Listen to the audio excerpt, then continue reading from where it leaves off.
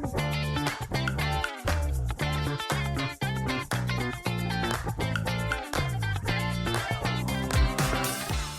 everybody, this is Jeremy Tiers from Tutor Collegiate Strategies, and you're about to check out the latest episode of the Mission Admissions Podcast, a show that's designed to help higher ed become better recruiters, communicators, marketers, and managers.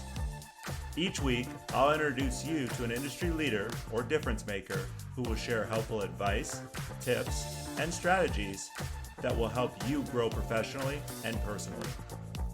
Mission Admissions is part of the Enrollify podcast network and is made possible by Gecko, an engagement platform that makes it easy for your team to deliver a better student experience. I'm excited to share my latest candid conversation, so let's get started. Hey everybody, it's Jeremy Tiers, and this is episode 16 of the Mission Admissions podcast. I could not think of a better way to kick off season 2 than to have a chat with one of the most talented admissions and enrollment management leaders in the world, my good friend DJ Menifee. DJ is the vice president for enrollment at Susquehanna University in Pennsylvania, and I think today's episode will help a ton of current and future enrollment leaders, or quite honestly, anyone who's interested in leadership or has leadership aspirations. So it's good to see you again, my friend. Welcome to the show, DJ. Listen, it's an honor and privilege to share this space with you. I always look forward to our conversations, especially when we always tend to talk about leadership. So I'm excited about our time, and I look forward to diving into the topics for your guests. Yeah, let's dive right in. When did you first know that leadership was something you wanted to try? Like, walk us through how that came about. Yeah, so as I was thinking about that, as I was reflecting on that, I don't know that I recall exactly when I had the aha moment that I wanted to be a leader. I think what came to mind was when I recognized that people were looking to me specifically or to the position I held for leadership.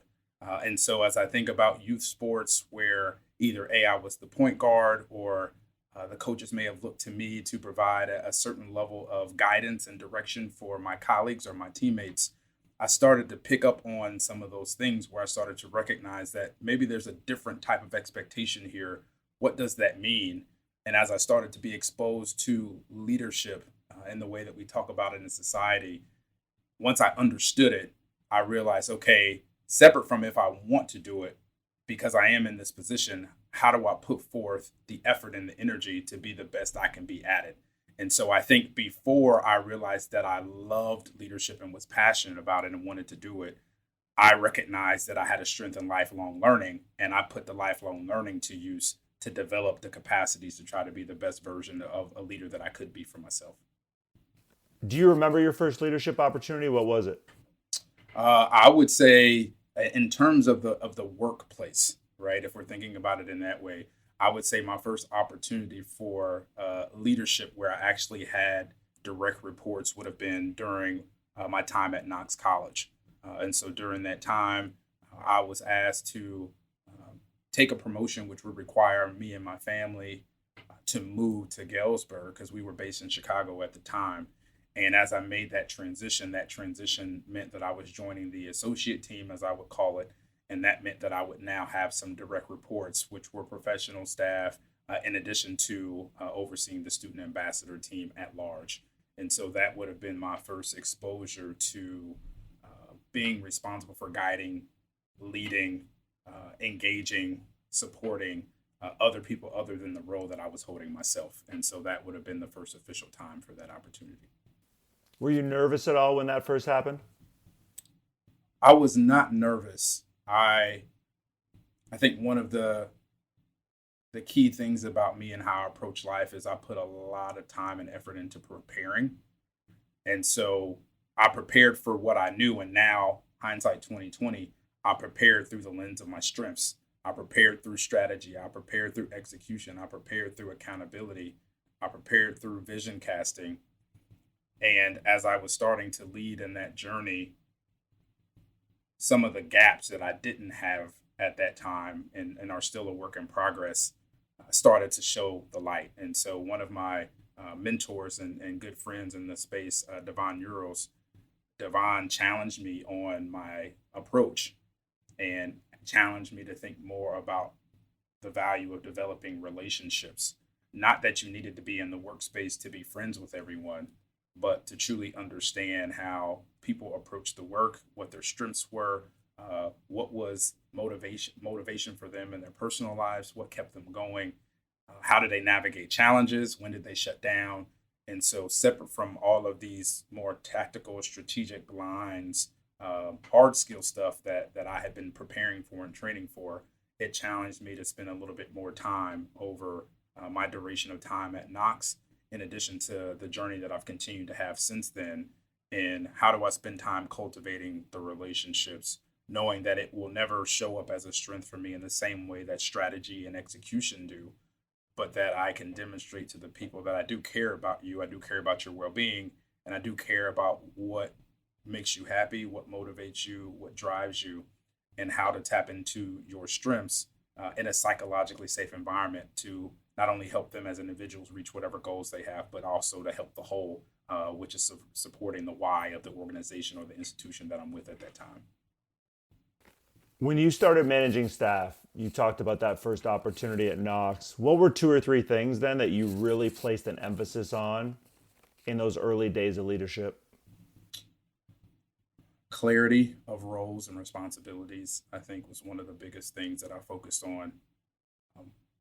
Confirming our why we were in the positions we were in, what our direction was, what our quote unquote marching orders were in alignment with whatever the strategic vision for that organization and that team was at that time. So if I have clarity in my role and I know why I do the things that I do and how it impacts the whole, and I understand what our direction is, I know what our compass is, and I know where the North Star is, I thought that was very important as 2 of the 3 things that I put a lot of emphasis on. And then the third was the willingness to hold myself, for the individuals to hold themselves, and the willingness to challenge themselves, to challenge their peers, to hold everybody accountable. And so, at times, because we're worried about or thinking about the relationship aspect of the work, that we don't want to offend others, that we don't want to put people in uncomfortable positions, maybe we're conflict averse and we don't want to enter into that space, then at times we're not willing to hold ourselves or others accountable. And how dare somebody else seek to hold us accountable, right? And so that was the other piece where I wanted them to know that in the way in which I wanted to lead, I wanted to be comfortable with them holding me accountable. I wanted them to know that I was going to approach them with accountability, even if that meant from time to time we would have to have the uncomfortable conversation. And it doesn't mean that at that time in my leadership journey that I knew how to have the uncomfortable conversation, but it was one of those things that I wanted to emphasize early on. And clarity's, all 3 things you said are so important, but I think clarity is one of the biggest things, DJ, as I have conversations with people that I feel like it's lacking, right? It's lacking from a standpoint of, I don't know if a lot of people truly have defined their why. And then I also don't know if a lot of times leaders have defined to the teams they manage the expectation of, this is who I'm going to be, but this is what I need from you to not only help me help you. One of my mentors and maybe favorite leaders that I've had, shout out to Lori Green over at Butler. One of the things that was very helpful for me when you talk about clarity and you talk about direction was, upon my arrival, there was a strategic enrollment plan built in place. And that was one of the key frameworks that helped me understand, well, what are the priorities? How do I prioritize my time? How do I think about learning my role simultaneously? How do I put the people that I've been blessed to inherit and lead in the best positions possible to be successful? And a lot of that came from having a framework that was already built. There wasn't much gray area on, well, what markets are we focused on? There wasn't much gray area to, and what programs are going to help us be successful. It wasn't much gray area to, how are we building this national brand and presence? All of that was very clear cut. It was very direct in terms of segmented populations and international students and transfer students, like there was a lot of clarity there. And so that helped me understand. I know how to hit the ground running. I know which road to take. I know which freeway to get on and get off. And also, how do I then make sure that I'm leading this team of 25 to 30 professionals in a way that says, here's our framework, here's the direction, here's the things are the priorities, here's the key themes. And again, always trying to check in for mission clarity. Do you get it? Do you understand? So what does that mean? And we don't always get it right. There are a lot of times in our work, Jeremy, where we believe we were clear, right? Even if you start the message with the purpose of this email is, it's not always clear to the audience. And if you don't check in to confirm receipt and clear understanding, and or they don't feel comfortable and they don't feel you're approachable to seek the clarity, then I think that's where a lot of the challenge can present itself.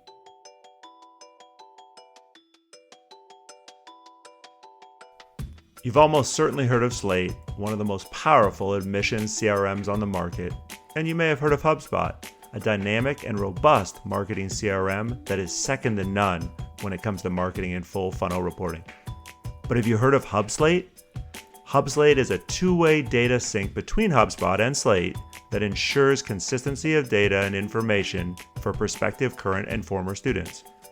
Gone are the days of list uploads, checking multiple platforms for the most up-to-date information, or having to pull multiple reports in order to get a sense of your entire enrollment funnel. With HubSlate, you'll be able to work smarter, more efficiently, and without all the stress that comes with managing contact records. It's 2023, and it's time that you let your systems work for you.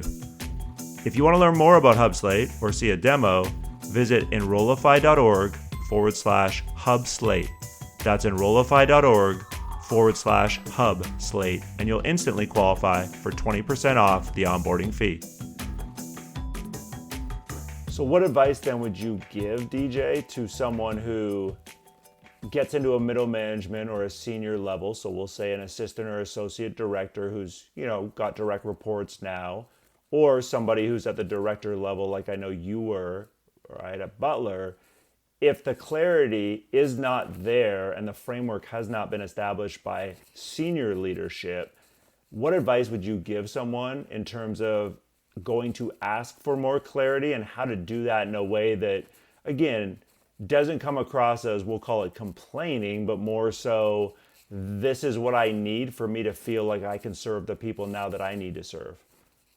I would say this has come through in some of the conversations I've had with middle manager and dean/directors in the profession in recent kind of coaching conversations. And the first thing that I often think about is okay, if you have a moment of pause where you feel like you can't ask these questions directly, why do you feel that way? Let's address that. Alternatively, one of the biggest things that have helped me on my path and journey has been external mentorship, external coaching. So what mentors do you have in the space that can provide you some additional context? And the third piece is asking that individual, what have you contributed to the situation, to the relationship where you feel like you can't ask these questions, right? And so to me, the biggest piece is to try to get to a point where you can ask the question. If for whatever reason you feel like the answers aren't helpful, then I think that's the piece where you then start trying to support and lead up by casting a net that says, well, in order to center the why for the team that I'm responsible for leading, and for us to be in position to hit the short term, so let's call short-term annual goals, let's call midterm 3-year goals, long-term 5 to 10-year goals, whatever that North Star is, in order for us to put ourselves in the best position to be successful, here are some key things that we're going to need to put our team in the best position. They need to know the why. They need to know where we're headed. They need to understand the frameworks of how we can get there and what barriers we're going to be navigating to that. And also, it also would then help us understand what type of development that I I'm the assistant director, associate director may need as well, in addition to what my team may need to put us in the best position possible to reach and achieve those goals. But if we don't have the goals, we don't know where we're going. How can you expect and anticipate to get the best version of us in that way? What's the hardest skill for most leaders to master, DJ? What is it? Is transparency. And I think transparency is hard because whether it's through a professional or a personal lens, how much of me can I share? Should I share? How much of this information can I share? Should I share? At what time should I share it? In what space should I share it? And so I think feeling out where you are as a leader with transparency and the culture of the organization and where that organization is with transparency can be very hard. So then you become a director. What was the biggest difference moving up from a middle management level? You leave Knox, you go to Butler, just things thinking back that you were surprised by or that were really different in that transition? So the first thing that I think about is what it took to prepare for the role. So preparing for a director level position, and obviously every director position within the admissions landscape is not built the same. So I want to acknowledge that. But in that space, trying to prepare for leading a team that size and scope, based on the size and scope of the team that I had before the transition, preparing for the level of budget responsibility and expectations, preparing for a transition where your presence is going to be elevated, thus the expectations on you as an individual and as the role is going to be higher. So the weight of the role was huge in that transition. And so for me, I had to start preparing for the work probably somewhere between 30 to 45 days before I actually started. And in terms of transitioning to the VP role, I was preparing, having conversations with those that I would collaborate with or those that I was going to be in position and be blessed to lead. I was engaging with them 3 months ahead. And so when somebody talks about starting, I think at times the reference is the start date. But in my mind, the start date is when you say yes. And marriage is when you say, when I say I do, like at that point in time, my start date may be a little further down the journey, but that was how much more time I think I needed to put in play to prepare because of the weight of the position, the number of people you're now going to be responsible for guiding, leading, and shaping, supporting, and how critical your role now becomes for the fiscal longevity and the health of that organization or that institution. And so those would be the pieces as those two transitions happened, the weight of it and how much more time needed to be put in place, and understanding how much more collaboration was going to need to happen because things no longer can be done in isolation. And so then did the weight grow even more when you took over as VP at Susquehanna? The weight grew, but I knew the weight was going to grow because now in my transition, there's financial aid and student accounts in addition to admission. And I knew and grew up knowing admission. I had been exposed to financial aid. I had never been a part of an enrollment division that also had student accounts. So there was going to be a learning curve, thus a broader weight, right? And then when you start the role, like the official start date, and as you start to move and have experiences, I don't think I quite understood the weight at the senior leadership level. And what I mean by the weight is how much of my time would be contributing to leading the whole institution, not just singularly or more narrowly focused on the health of enrollment at the institution. And so that was something that as I got exposed to it, the weight got a little larger initially because I had to understand, okay, so how do I show up to these conversations where before, A, I wouldn't have even been at the table, or two, I would have been at the table, but not expected to contribute because that's out of my area of jurisdiction, right? It's not under my portfolio, but that's where the weight increased in understanding, okay, my broader contributions are expected to come outside of what I need to know and contribute on an enrollment basis. It's not just being the chief enrollment officer and having that responsibility. It's also the responsibility of helping steward the institution forward as a collaborative leader, as a part of the senior administration team.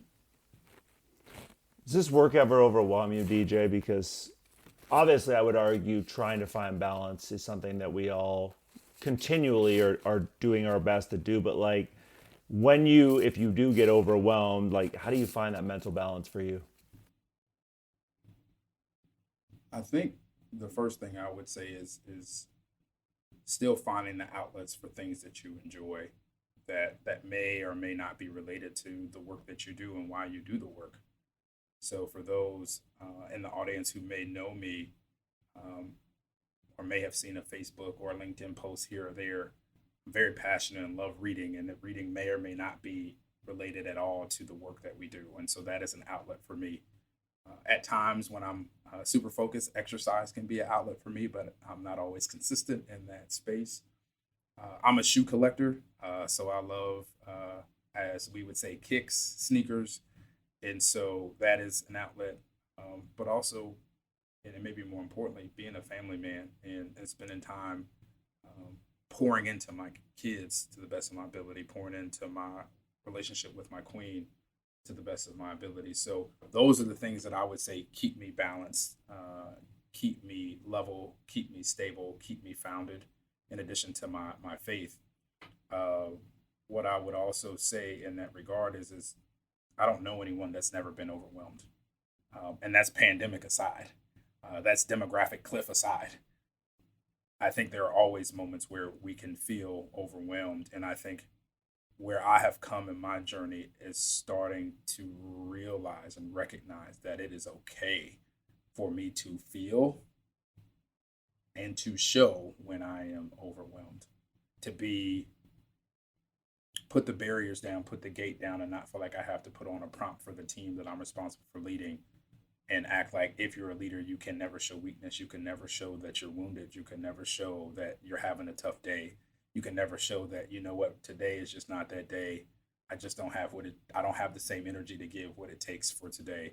And so, and the ways I've tried to navigate that is I don't do a whole lot of vacation time, but when I do, I tend to find it where I'm using it that way. Like I feel that I'm getting to this point where I just need to take a break. My body is telling me you need to take a break before I make you take a break.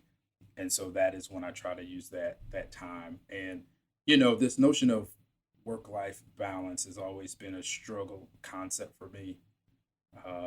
But I think where I've found myself is one, it's more about understanding the rhythm of your life. And what I mean by that is there are peaks and valleys where there may be more demand on your time here for certain things. There may be more demand time there. And for the world of enrollment, it's cyclical. Now that cycle changes, and it has had different shades and views coming further from ground zero of the pandemic. But there's still the cycle, and knowing how to navigate the cycle. You probably have a sense of where critical moments are going to be, where more people are going to be seeking out information about how the numbers looking, more when yield season's coming. Those are things that are kind of typical. And so if you know when those peaks and valleys are, it's about how do you plan and adjust around those.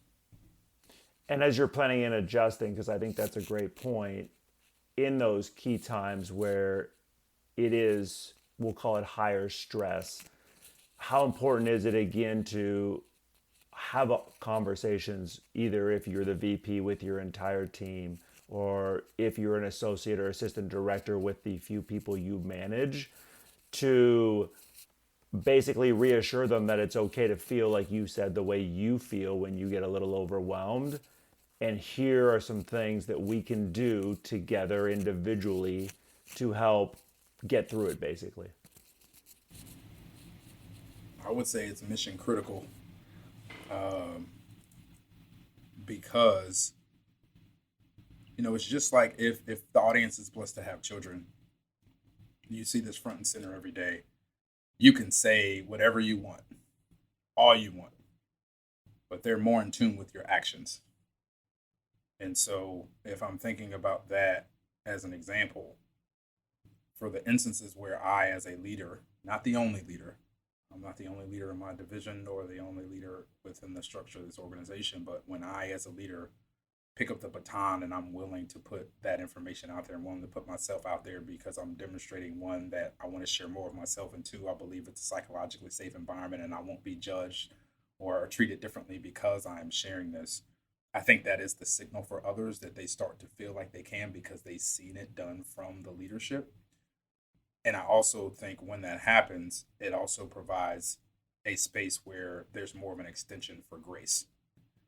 Now, what I will also say, and this has been a conversation that has happened with my team in many instances, is extending grace is much easier when whoever you're working with, whoever you're collaborating with, whoever you're receiving leadership from, or whoever you are leading, when performance has been consistent, when the track record is being built, when they have filled your proverbial cup, when that moment for seeking grace happens, that is a much easier time to extend grace and to extend understanding and to extend support.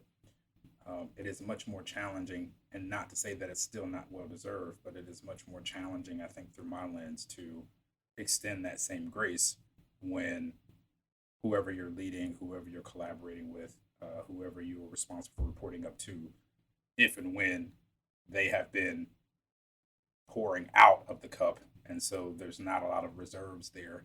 And so now if there's not reserves and now you need grace, it's a little harder to extend that grace because you've built up this track record of performance or a lack thereof, or a lack of untimeliness, or a lack of unprofessionalism, or whatever it might be. So then help me understand, where do you land on things like one-on-one meetings? Because I get two schools of thought when I talk with different people who don't want to micromanage and others who go the opposite direction. And if you're going to be consistent, I would argue, which this is the way I would go, those meetings, again, to use a term you've done a couple of times today, are mission critical. Otherwise, how are you able to understand if, this person, for example, is headed in the direction you either A, want them headed in, or B, isn't telling you they need something, but actually need something more from you or something different. So just any thoughts on where you land on one-on-one meetings, and I'm even looking for details, DJ. Frequency of it, like, are you planning them and giving staff, hey, this is what I want you come prepared to talk about ahead of the meetings? Like, thoughts on any of that? Yeah, so in terms of frequency for the direct reports that I have, we meet bi-weekly. And in terms of the members of my enrollment leadership team, so our AVP of admission, our AVP of student financial services, and our director of admission communications, we meet every week. So in terms of information sharing, in terms of compass and assessment of where we are amongst our direction, how we're tracking on our strategic plan, any information that has been shared that may alter what we're doing in terms of how we serve students and where we are within the recruitment cycle, there's frequent touch points through that period. And so we've also spent enough time in that way that we have a sense of how each person operates. We know them, we know their strengths, we understand their weaknesses, and that includes me. And so within that, I think it's easier to have a sense of, I know maybe in this instance, I need to really check in on, Anna, because I can sense she may want to signal that there's a sense of being overwhelmed with all the communications that I'm asking for, and while she was on leave, bringing a new bundle of joy into this world. As no surprise, DJ added a new partnership, which added more work to her plate. How can I engage her with that, to acknowledge that, but also then to say, I know we talked about this deadline. Would it be helpful?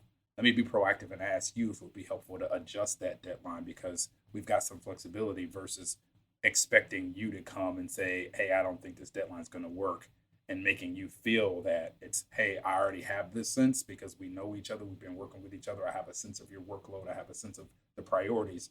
Let me see where I can be proactive and make the adjustment. And so that's what I would share. Now, there's also, because of the senior leadership role, I also proactively schedule monthlies with all of my senior leadership team colleagues. And so, in working with them in that way, we may not always need the meeting. We may cancel it because we don't have topics, but that also provides an opportunity to make sure that we're in lockstep as collaborators and partners. Sometimes they may need to lead across, sometimes I may need to lead across. And then, in terms of information sharing, each week we as a division, amongst our senior leadership team colleagues or mine, we share a weekly update that goes out every Monday to all senior leadership team peers. And so every Wednesday, my team can tell you, I put out an email, hey, reminder, I need all updates by this time so I can have our data submitted by Friday morning. And so we are consistently making sure we're information sharing. So nobody is shocked where our numbers are. Nobody is shocked about where we're putting our energy. Nobody is shocked about the initiatives and the focus that we have. Everybody is updated on that information. And so when you're sharing information and you're connecting, I think that's important. The last piece I'll say, Jeremy, is in terms of the meetings. In many instances, I try to provide an agenda ahead of time. So they know I've prepared for my time with you because I care about you and I don't want to waste your time. Two, I don't want to waste my time. We've got things we got to do, and I'm sure we're all at times feeling that we're above our heads with priorities. And then the last piece is when I transition into those meetings, I always, unless there's something like uber important to the point of an emergency that I need to address, I always give them the space first. And that way they know I care very much about what you may have that you want to share, that you want to walk to, that you want to talk through. And it may also get to the agenda items that I already had. It may not, but I'm prioritizing what's important to them. I feel like so much of what you've talked about, and this is one of the biggest things I love about you, DJ, is your ability to be vulnerable and show empathy. One of the many things that I think makes you the leader you are. And I feel like empathy is something that people used to look at and go, well, it's a nice to have, but like, it's okay to rule with an iron fist or whatever we want to say. And I would argue again, empathy is no longer a nice to have, it's a must have. But I'm curious real quick, where do you land on empathy as a leader? I would say where you landed. I do think it's a must have, but it has to be authentic. It has to be real. The people you're engaging with when you are signaling that you want to be empathetic to whatever is happening, if they don't feel it's real, they don't feel it's genuine, then it's a show and it's not going to have the impact. And that can have lingering effects in terms of how you and that person work collectively speaking in terms of relationship, but also in how your perception of leadership happens in terms of the division or the department you're responsible for. And so, I think of a moment where, we had a scenario where, somebody had a loved one that was navigating some things and just felt like, I can't leave the job because there's so many things that have to be done. And if I'm not here, it won't be done. And it's how do I, through empathy, share, it's fine. Bye. You got something way more important than this job that you need to attend to. I want to support you. And so simultaneously, when things were happening like that for me, in terms of last summer, my queen, my wife, her dad passed. And as we were navigating that, there were times where, drop of a hat, I needed to transition out of the office. And because I felt like in moments I had done my best to be genuine with empathy, the empathy that I got from my team navigating those moments, like, it meant the world to me, even when they didn't have any connection to my late father-in-law. They had so much empathy, like, we got it, take care of family, and they were checking in, doing gift baskets, buying me 6 packs of Mountain Dew, just really trying to be there to support me and the extension to my family in what was a very, very tough time. I know you get a lot of leadership questions as you have conversations. So when people seek your advice, DJ, what's the leadership question? Or even lately when people have been seeking your advice, what's the leadership question you've been getting the most or you typically get the most? More recently, it has really been questions regarding how to approach their leader.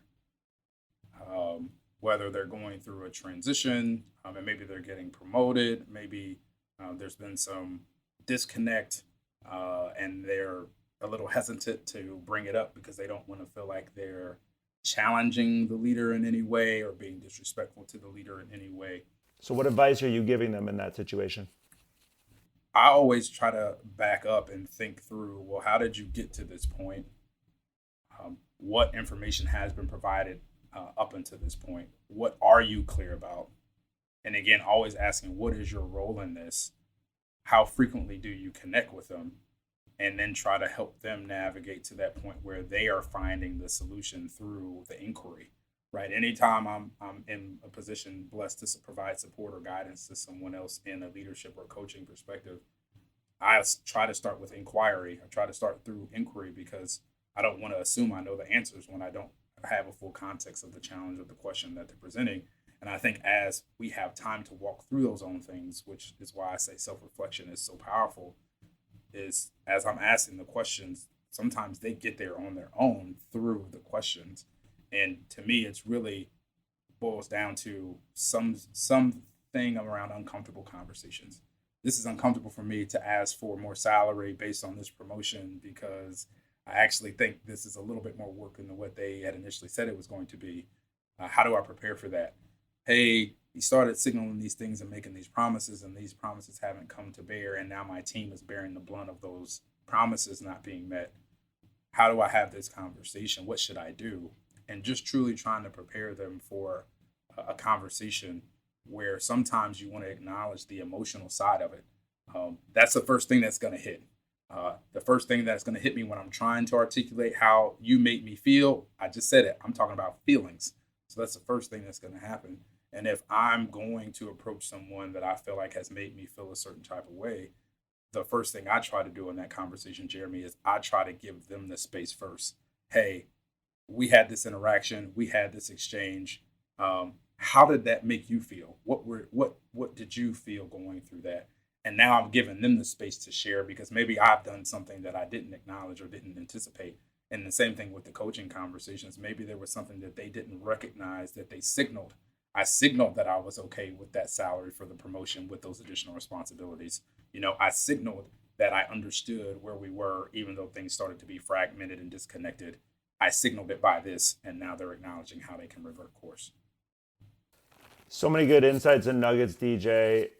I always appreciate your thoughtfulness and willingness to share. We end every show, DJ, with two things.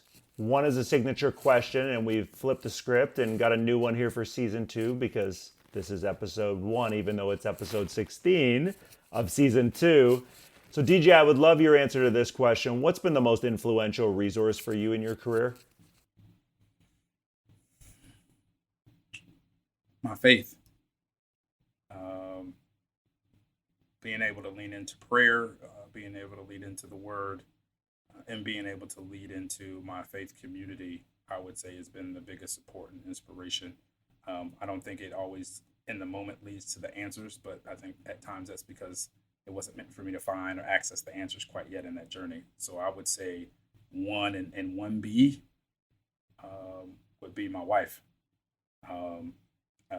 Whether it's a significant other, a partner, spouse, whatever it might be in our guests' situation in their lives, like I wouldn't be the leader that I am today in my household, and in my marriage and in my career if it wasn't for her.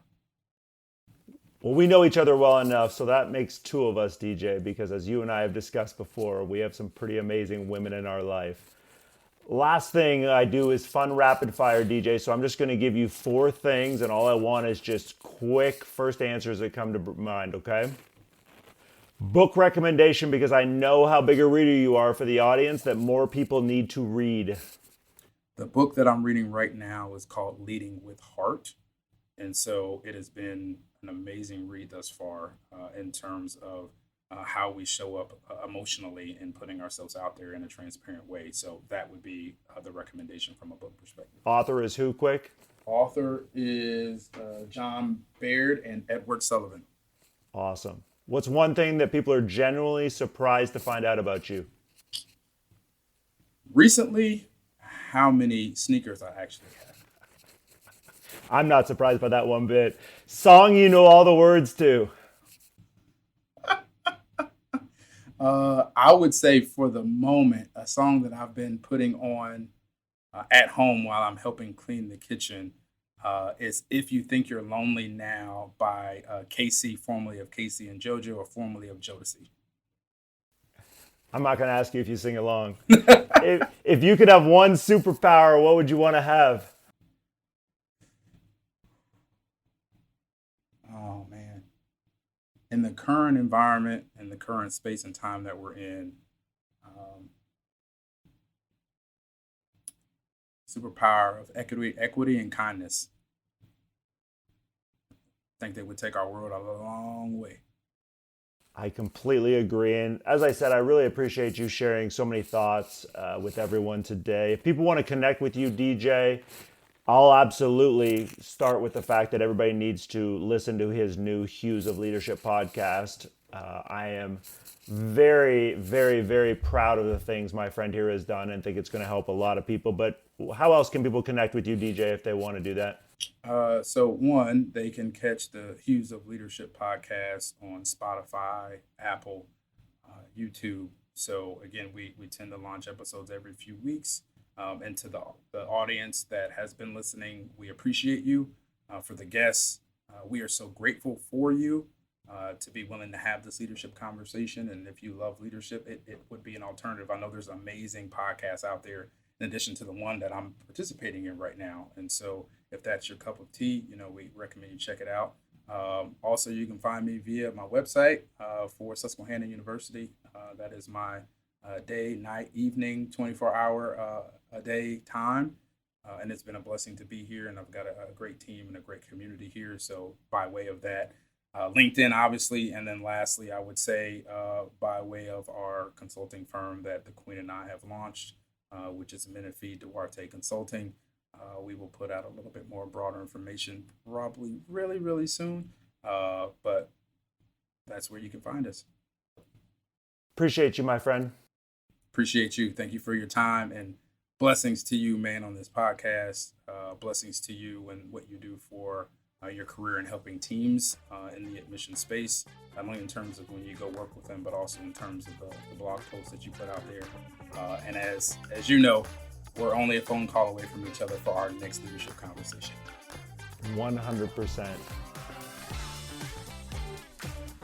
Hey, all, Zach here from Enrollify. I hope you enjoyed this episode of Mission Admissions with Jaime Tears. If you like this episode, do us a huge favor and hit that follow and subscribe button below. Furthermore, if you've got just 2 minutes to spare, we would greatly appreciate you leaving a rating and a review of this show on Apple Podcasts. Our podcast network is growing by the month, and we've got a plethora of marketing, admissions, and higher ed technology shows that are jam-packed with stories, ideas, and frameworks that are all designed to empower you to become a better higher ed professional. But Enrollify is far more than just a podcast network.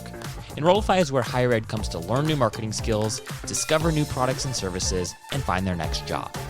We're a growing, learning community of 4,000 members, and we'd love to welcome you into the fold.